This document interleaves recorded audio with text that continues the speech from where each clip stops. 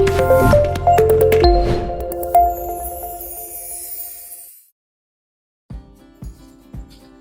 Evening बच्चों। So first of all जो work आपको दिया था page number 80, 81, 82, 83, right? Chromosomal theory of inheritance. तो कुछ बच्चों ने मुझे लिख करके भेजा भी है कि उनको क्या समझ में आया क्रोमोसोमल थ्योरी ऑफ इनहेरिटेंस क्या होती है। एक्चुअली उन्होंने वो लिख करके भेजा जो उन्होंने बुक से पढ़ करके समझा, लेकिन किसी ने भी दिमाग से ये नहीं सोचा कि ये मैंने आप लोगों को काम दिया क्यों। ये सोचना चाहिए कि सर ने ऐसा क्यों बोला है कि इसको पढ़ के आना है, इसको पढ़ना।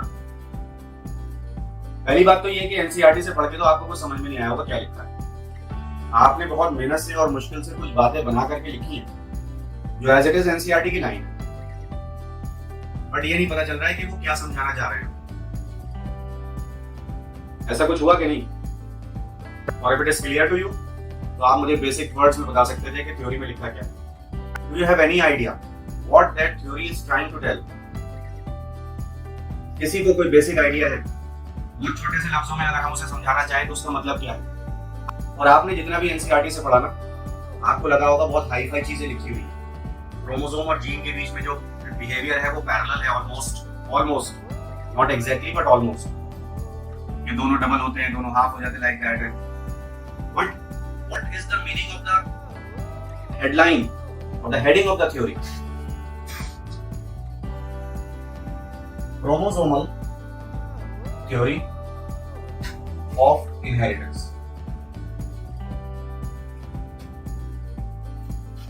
ये तो एक्चुअली साइंटिस्ट का कंक्लूजन था, सकन और वोवेराई का। उन्होंने क्या देखा, जैसे आप मुझे बता रहे हैं कि उन्होंने क्रोमोसोम का और जीन्स का बिहेवियर देखा, लेकिन क्रोमोसोमल थ्योरी ऑफ इनहेरिटेंस में जो लिखा हुआ है वो आप बचपन से पढ़ रहे हैं। ये ऐसे समझ लीजिए जो मैं आपको बताने जा रहा हूँ वो आपके लिए बिल्कुल नया होगा। दो अलग अलग बातें हो गई। एक तरफ तो मैं कह रहा हूँ कि आप बचपन से पढ़ लें, दूसरी तरफ मैं कह रहा हूँ जो मैं बताने जा रहा हूँ आपके लिए नया होगा। अगर नया हो तो बताइएगा कि हाँ सर ये बिल्कुल नया है, सुना ही नहीं हमने, तो बहुत खास बात बता दी आपने।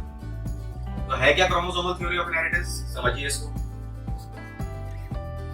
एक इंडिविजुअल के दो पेरेंट्स होते हैं। कितनी नई बात बताई मैंने आपको। मेल पेरेंट और फीमेल पेरेंट। कितनी नई बात बताई, आज तक किसी ने नहीं बताया हो, है ना भाई? मेल पेरेंट अगर 2n है और फीमेल पेरेंट भी 2n है तो इनके जो गैमीट्स होंगे वो n होंगे। ये तो बिल्कुल ही नई बात है, ये तो आज तक सुनी नहीं। और ये n इसलिए होंगे क्योंकि ये मियोसिस से बने। ये तो और भी नई बात बता दी मैंने, ये भी आज तक आपने नहीं सुना होगा, है ना भाई? फिर बताएं क्या होता है, एक और नई बात सुनिए। फिर ये दोनों गैमेट फ्यूज करते हैं तो ये 2n जाइगोट बनाते हैं। तो भाई साहब ये तो बिल्कुल ही नई बात है, ये तो आज तक सुनी नहीं। और फिर जाइगोट से जो इंडिविजुअल बनता है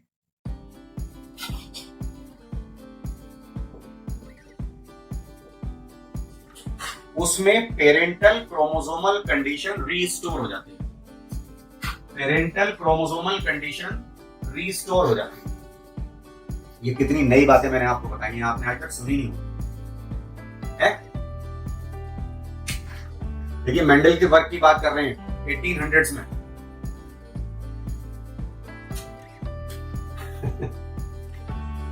मेंडल के वर्क की बात कर रहे हैं। और जीन, तब तक किसी को पता नहीं था कि जीन होती क्या है। 1909 Johansson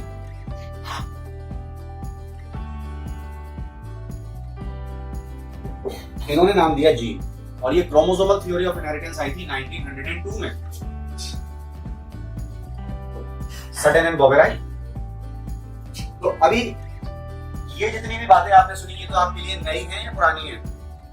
on a serious note tell मी।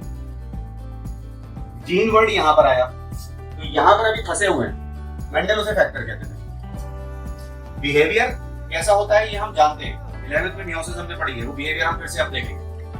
वो तो सिर्फ जानने के लिए है, बट एक्चुअली ये जानने के लिए कि क्रोमोसोम और जीन का बिहेवियर कैसा है। बट एक्चुअली थ्योरी क्या कह रही है वो तो समझना पड़ेगा, है ना भाई।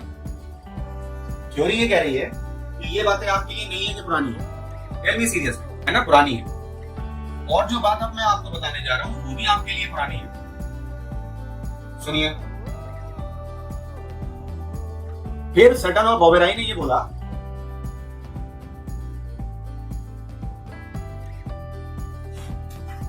इन्होंने बोला कि क्योंकि मेल पेरेंट, चाहे ह्यूमन हो या फ्लावरिंग प्लांट,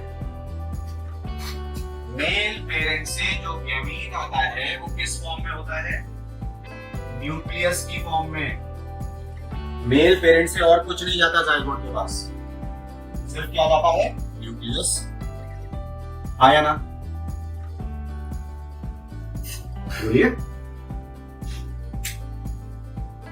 तो इसका मतलब इनहेरिटेंस के जितने भी फैक्टर्स हैं वो सब न्यूक्लियस में होंगे कि नहीं होंगे। इनहेरिटेंस के लिए जो भी जरूरी चीजें हैं वो न्यूक्लियस में होंगी कि नहीं होंगी, है ना।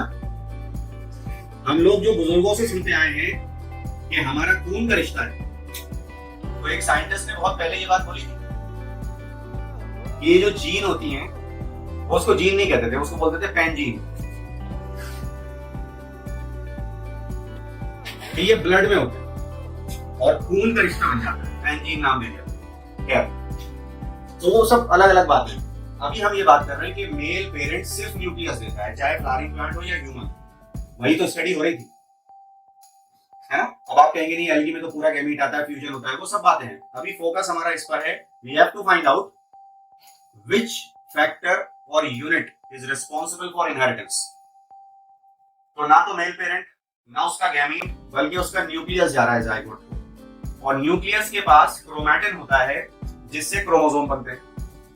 आया ना।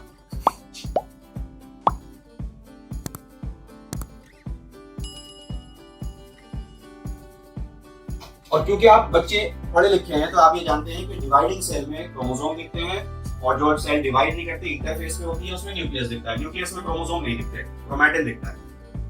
जब सेल डिवाइड करने जाएगी प्रोफेज में तब क्रोमोसोम दिखेंगे, तो न्यूक्लियस में दिखेगा, क्योंकि न्यूक्लियर मेम्ब्रेन डिसअपीयर हो जाती है। आप 11 में पढ़ करके, बट बुक्स में डायरेक्टली लिख दिया जाता है since male parent gives the gamete in the form of nucleus and nucleus contain chromosome, ऐसे डायरेक्टली लिख दिया जाता है। तो हम क्या बोलेंगे, क्रोमोसोम ही बेस है इनहेरिटेंस का।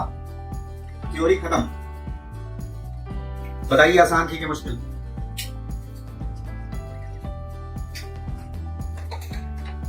Since male parent gives nucleus only to the zygote, nucleus contain chromosome, therefore chromosomes are the basis of inheritance. ये है chromosomal theory of inheritance. अब बात ये आई, ये सबको समझ में आ गया। ये मुश्किल नहीं था क्योंकि आप पहले से जानते हैं। सिर्फ एक बात बतानी थी और आप कहते थे ये भी हमें पता था, बस हम इसको मिला नहीं पाए। Is it clear to everybody now?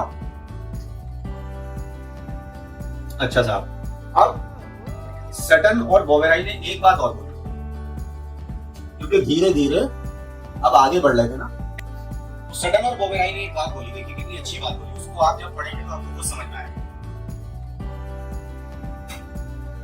ये तो हो गई क्रोमोसोमल थ्योरी ऑफ इनहेरिटेंस। ये इस थ्योरी के सेलिएंट फीचर्स हैं। कंक्लूजन क्या निकाला है वो भी देखिए। Since the number of characters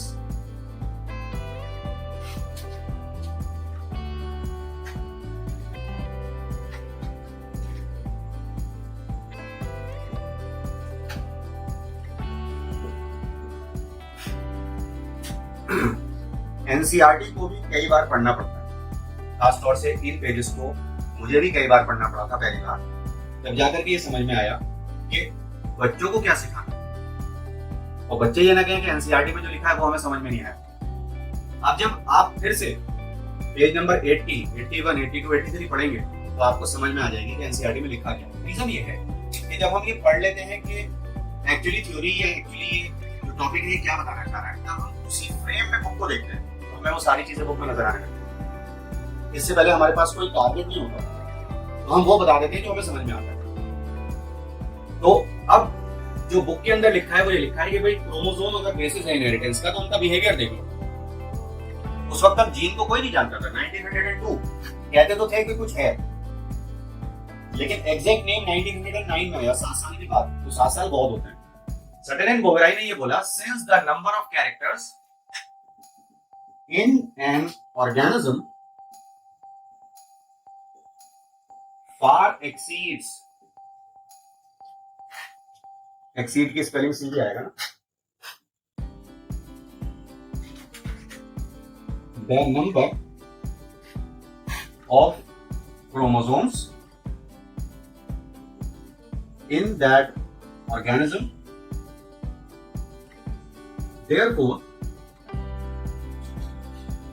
मान लीजिए हमारे पास 23 क्रोमोसोम है, उसके 2 सेट हैं। अगर एक सेट में तो 23 है, तो क्या हमारे अंदर 23 कैरेक्टर हैं? पता नहीं कितने कैरेक्टर हैं। जितनी रिसर्च करेंगे उतने कैरेक्टर मिलते चले जाएंगे ह्यूमन, है ना? बोलने का तरीका, चलने का तरीका, लिखने का तरीका, गाने का तरीका, रोने का तरीका, हंसने का तरीका, shape of eyes, shape of earlobe, shape of nose, shape of chin, shape of tongue, forehead, back head, height, intelligence, skin colour, there are so many, shape of palm, shape of nails, and so on and so on and so on. तो क्या कहा इन्होंने कि किसी भी organism में जितने chromosome होते हैं उससे कहीं ज्यादा कैरेक्टर। इसका मतलब ये है, therefore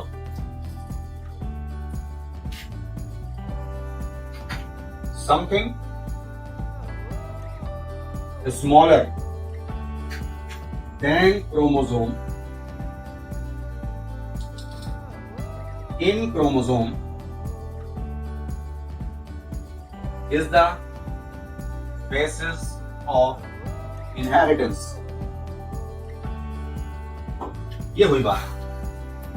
इसलिए क्रोमोसोम से छोटी कोई चीज क्रोमोसोम में है, which is the basis of inheritance। ये खोज शुरू हो गई, बाद में उसका नाम रखा गया gene, the segment of DNA। तो क्रोमोसोम का नंबर कैरेक्टर के नंबर से बहुत कम है। इसलिए कोई चीज ऐसी है जो क्रोमोसोम से छोटी है और क्रोमोसोम में है, और वही रेस्पॉन्सिबल है इनहेरिटेंस के लिए। और आज हम जानते हैं कि एक क्रोमोसोम बहुत सारे कैरेक्टर्स को कंट्रोल करने वाली जीन्स को कैरी करता है। yes or no? हमारे 23 क्रोमोसोम में 30,000 जीन्स हैं। समझ रहे हैं आप? किसी क्रोमोसोम में ज्यादा है, किसी में कम है, तो सब में मिलाकर के 30,000 के आसपास जीन्स हैं। तो क्या हुआ? अब जो हम चैप्टर पढ़ रहे हैं, चैप्टर 5, इसका नाम पता है क्या है? Principles of inheritance and variation. इसमें हमें ये पता चला कि chromosomes are the basis of inheritance, और एक सवाल खड़ा हो गया कि क्रोमोसोम में भी कोई और चीज है, which is the basis of inheritance। फिर हमको आगे चल करके चैप्टर 6 में ये बताया जाएगा which molecule is the basis of inheritance, और इसीलिए चैप्टर का नाम है molecular basis of inheritance। पता चलेगा वो मॉलिक्यूल है डीएनए। उसकी सर्च करी जाएगी, बकायदा रिसर्च होगी। पहली बार में सर्च, और फिर दूसरी तीसरी बार में रिसर्च। तो सर्च होगी कि कौन सा मॉलिक्यूल इनहेरिटेंस का बेस है। आज हम जानते हैं डीएनए, लेकिन साइंटिस्ट ने ये कैसे पता लगाया? ठीक है, अब आ जाते हैं उस बात पर, behaviour of chromosome and behaviour of genes. There is a table given on page number 82। पहले तो ये बताइए, समझ में आ गया? तो अब जो बिहेवियर था जीन्स का और क्रोमोसोम्स का, क्योंकि जब उस वक्त तक जीन नाम नहीं दिया गया था, ये था कि कुछ छोटा है क्रोमोसोम से, तो उसका भी बिहेवियर देख लीजिए। तो ये जो टेबल 5.3 है, इसमें उन्होंने पूछा है कि ए क्या है और बी क्या है। या तो ए जीन है बी क्रोमोसोम है, या बी जीन है ए क्रोमोसोम। ये हम अभी देखेंगे। एक डायग्राम भी है, फिगर 5.9 है ना, इसमें डिफरेंट कलर से दिखाया गया कि देखिए मियोसिस में कैसे जेनेटिक रिकॉम्बिनेशन होता है, वो दिखाया है।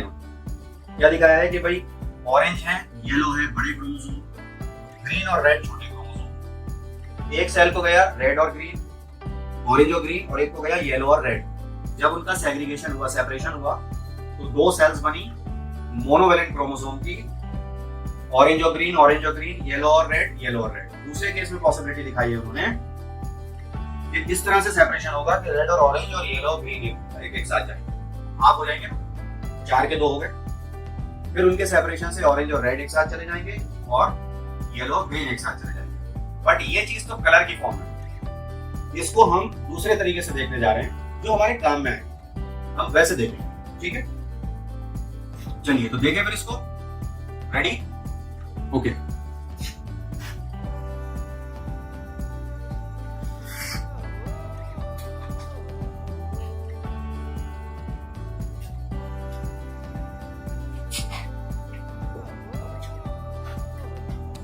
चलिए ना, तो हम अपने काम की चीज ढूंढने पर, एंड डोंट फॉरगेट हम मॉडर्न जेनेटिक्स की बात कर रहे हैं, मेंटल के बाद अब मॉर्गन आ चुके हैं, है ना, उनकी बात कर रहे हैं।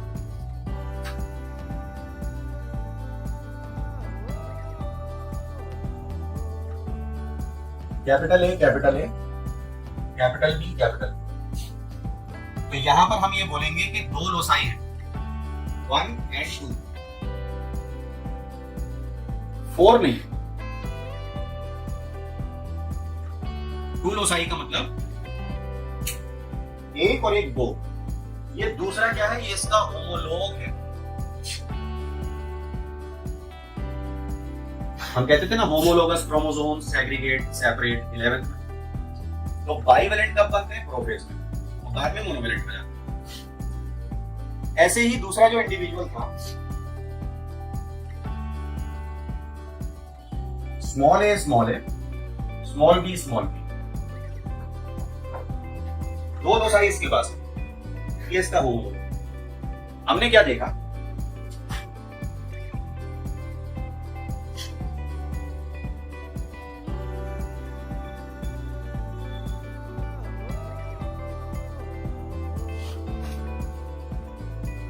हमने क्रॉसिंग ओवर देखी। क्या हुआ इसमें, capital A, capital A, capital B, capital B, small A, small A, small B, small. ठीक, इतना काम कर लीजिए पहले। आपने ये सुना था 11th क्लास में, meiosis 1, prophase 1, leptotene, zygotene, pachytene, diplotene, diakinesis. Pachytene पर क्रॉसिंग ओवर होती है, रिकॉम्बिनेशन नोड्यूल बनता है। क्या बनता है, जहां पर क्रॉसिंग ओवर होती है वहां रिकॉम्बिनेशन नोड्यूल बनता है।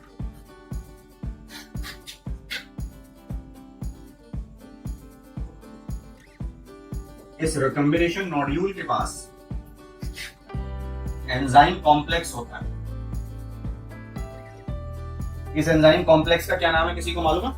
ये बना लिया, इसे रब कर दूं, ठीक है।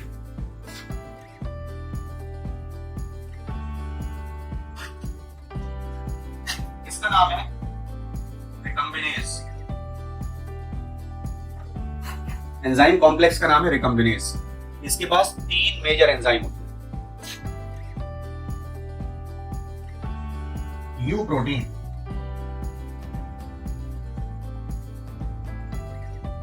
एंडोन्यूक्लियस,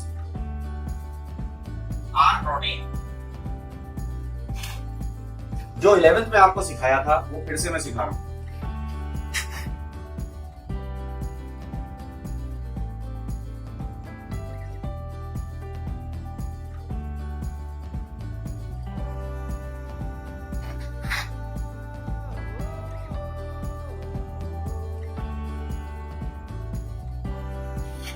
ये 2 पतंग उड़ाने की चरखियां हैं। एक पर हरी डोर लिपटी हुई है,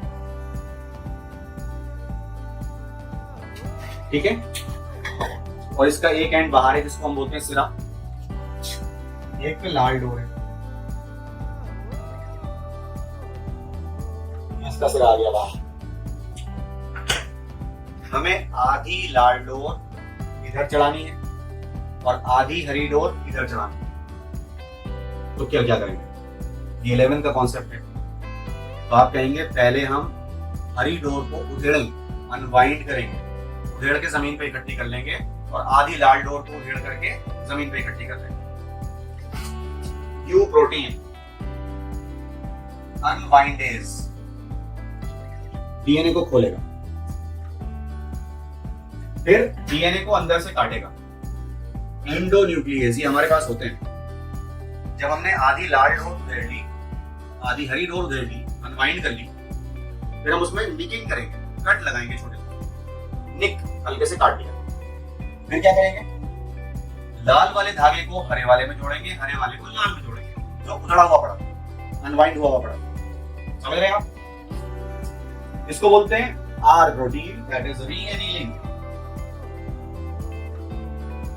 फिर से जोड़ना, और फिर डीएनए पैक हो जाता है अपने आप। वो प्रोटीन्स का काम है, you will learn in chapter 6 कि प्रोटीन डीएनए की पैकेजिंग कैसे होती है। तो कहने का मतलब ये है, क्रॉसिंग ओवर का ये मतलब नहीं कि जीन कूद के एक क्रोमोसोम से दूसरे क्रोमोसोम पे चली जाएंगे, ऐसा बिल्कुल नहीं है। मतलब ये उंगली यहां से कटेगी, ये उंगली यहां से कटेगी, ये इधर जुड़ेगी और ये इधर जुड़ेगी, पूरा काम होगा। और उसके बाद क्या होगा, ये जो आर्म से ही अलग हो जाती है, सिर्फ उस जगह पे जुड़ी रहती है जहां पर क्रॉसिंग ओवर हुई है, उस पॉइंट को कहते हैं काइस्मेटा, प्लूरल, सिंगुलर काइस्मा। और फिर फाइनली आर्म सेपरेट हो जाती है। देखिए क्या होगा,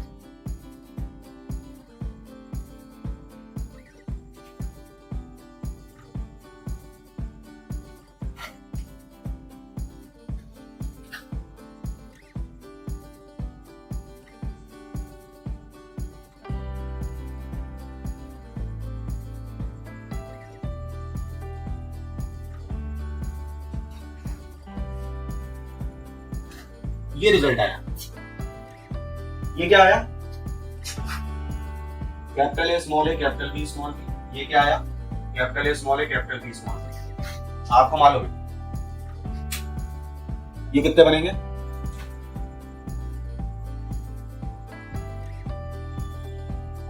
ये किया था, इसके कितने गैमीट, 4, इसके कितने गैमीट, 4, है ना। तो ये कितने आएंगे, 16 आएंगे कि नहीं आएंगे? हम सिर्फ 2 से देख रहे हैं, आएंगे तो 16। अगर इस वाले में ये जाता है कैपिटल ए कैपिटल बी, ये क्रोमैटिड सेपरेट होता है, तो फिर ये वाला क्रोमैटिड सेपरेट होगा, small A small B. You will get capital A capital B small A small. फिर दूसरे वाले में क्या होगा, वहां पे ये नहीं होगा, वहां पर फिर ये सेपरेट होगा। This is all programming of the cell, समझ रहे हैं आप? और ये सेपरेट होगा, तो क्या होगा, ये बन जाएगा capital A small B small A capital. बताइए यही 4 गैमीट आते थे कि नहीं जो आप बनाते थे? इसके 4 गैमीट कौन से आते थे, capital A capital B, capital A small B, small A capital B, small A small B. यह है रिकॉम्बिनेशन का रिजल्ट।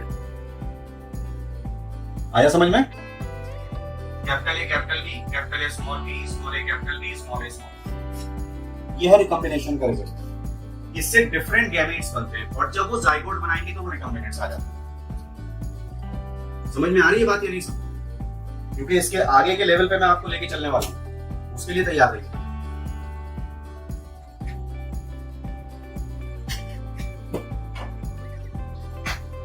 ये मोनोवैलेंट क्रोमोसोम है, ये बाइवैलेंट क्रोमोसोम है। ये पूरा क्रोमैटिड है, एक क्रोमैटिड वाला एक क्रोमोसोम। तो बच्चे ये कहते हैं कि क्रोमोसोम है या क्रोमैटिड है। यहां तो समझ में आ गया, एक क्रोमैटिड ये और एक ये, या फिर एक क्रोमैटिड ये और एक ये, ऐसे भी तो जोड़ सकते हैं। ये एक, ये दो। ये तो समझ में आ गया, 2 क्रोमैटिड का क्रोमोसोम बाइवैलेंट है ना। ये आप सर इसे क्रोमैटिड भी कह रहे हैं, आप इसे क्रोमोसोम भी कह रहे हैं। ये क्रोमैटिड है या क्रोमोसोम है? तो मैं कह रहा हूं एक क्रोमैटिड वाला एक क्रोमोसोम है। आपने ये क्या बात है, इसे समझ में नहीं आई? समझिए,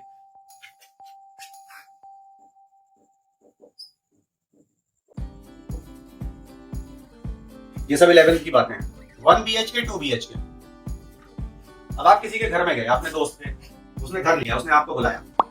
जैसे आप गेट से अंदर घुसे, उसने कहा देखो ये कमरा है। आप बोले बस? हाँ। आपने कहा ये कमरा है कि घर है? तो उसने कहा ये एक कमरे का एक मकान है, एक क्रोमैटिड का एक क्रोमोसोम है, इसका नाम है मोनोवैलेंट।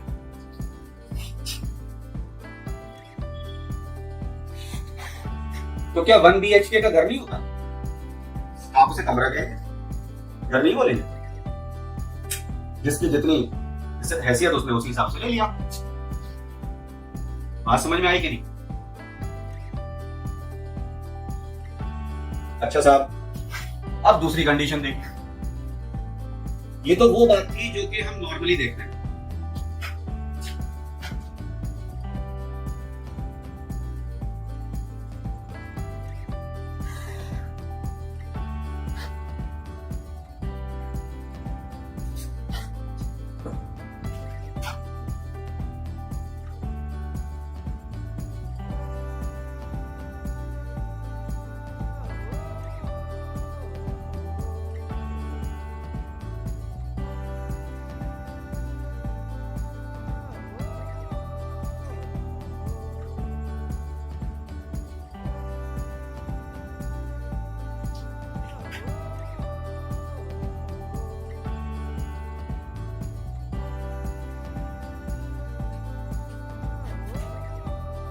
अब इनको अलग करते हैं।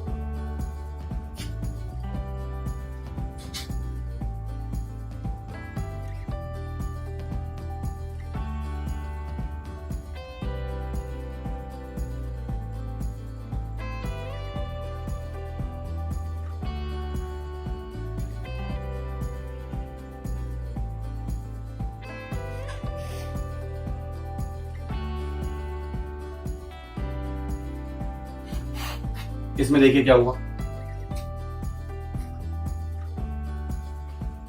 ये आया capital A small A capital B small B, ये आया capital A small A capital B small. Crossing over तो हो गई। इसके जो गैमेट बनेंगे वो क्या होंगे? इसके गैमेट बनेंगे, अगर ये वाला गया या ये वाला गया, कैपिटल ए कैपिटल बी, ये गया या ये गया, स्मॉल ए स्मॉल बी, है ना? ये गया या ये गया, कैपिटल ए कैपिटल बी, ये गया या ये गया, स्मॉल ए स्मॉल बी। ये तो सब ऐसे ही आ रहे हैं। जैसे पेरेंट्स के गैमीट बने थे वैसे इसके बन रहे। क्यों? रीजन बताइए। If you people are really getting the concept, that means you must be enjoying a lot. अगर आपको समझ में आ रहा होगा तो बहुत एंजॉय कर रहे होंगे आप, अगर कॉन्सेप्ट आपको मिल रहा होगा। ये हुआ क्या यहाँ पे? अरे नो क्रॉसिंग ओवर, कोई क्रॉसिंग ओवर हुई नहीं। लिंकेज हो रही है, लिंकेज। Genes are linked. आप ये देखिए कि अगर हमने लिंकेज की बात नहीं करी तो ये वाला इंडिविजुअल, लोसाई तो दो है ना, और दो उस पे होमोलोग हैं। तो ये वाला इंडिविजुअल जब लिंकेज नहीं थी तो चार तरह के गैमेट बना रहा था।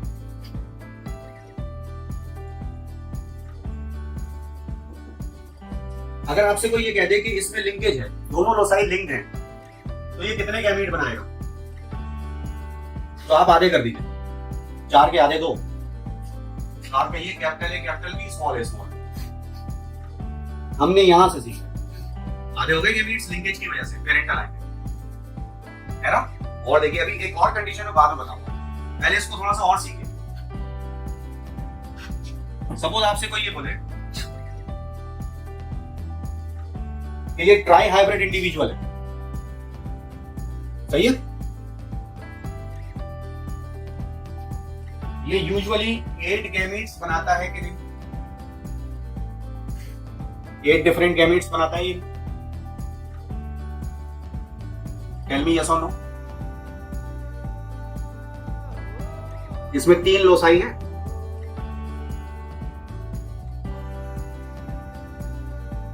अच्छा भाई, अब अगर कोई आपसे ये बोले इसमें 2 लोसाई लिंक्ड है,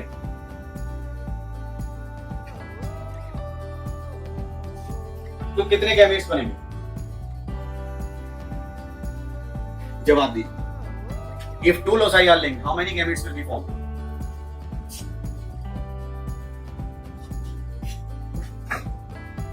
फिर उनके जीनोटाइप भी बताने पड़ेंगे।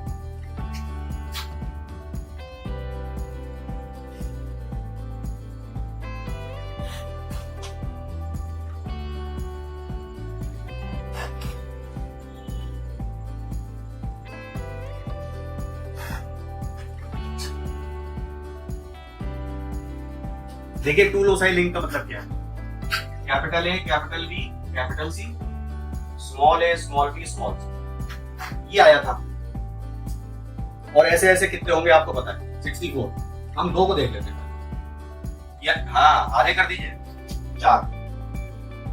ठीक है, वो 4 कौन कौन सी पॉसिबिलिटीज हो सकती हैं, मैं एक से दिखा देता हूँ। या तो ये जा सकता है capital A, capital B, capital C, या ये जा सकता है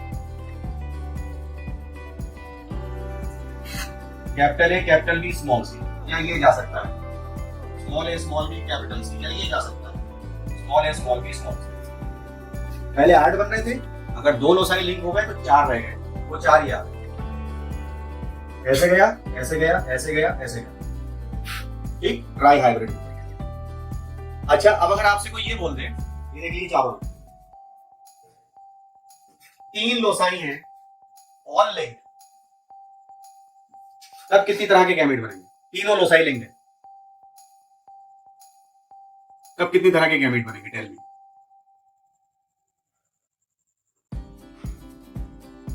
तो आप कहिए ये भी कर लेते हैं, इसे उठा के यहां रख दिया, इसे उठा के यहां रख दिया, 2 रह गए, ये जाएगा और ये जाएगा, capital A, capital B, capital C, small A, small B, small. Concept of linkage समझ में आया कि नहीं? आ गया पेरेंटल? जितनी करीब आएंगी पेरेंटल बढ़ते चले जाएंगे, यही कल से सिखा रहा हूं मैं, है ना? तो आपको एक छोटा सा काम करना है सब बच्चों को मेरा, पेज नंबर 94, क्वेश्चन नंबर 8, ये आपको करके मुझे सॉल्यूशन भेजना है, ठीक है? डायग्रामेटिकली और थ्योरेटिकली दोनों। देखें कितना आज की क्लास समझ में आए, इसी के आगे कंटिन्यू करेंगे, ठीक है? नेक्स्ट क्लास में, बाय।